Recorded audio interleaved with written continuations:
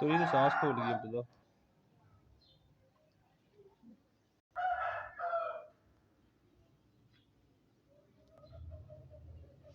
पीछे से बैग दिखाना, बैग ऐसे गिर जाना जानवर, हाथ रखते हैं जानवर को, उंगलियां दिखा।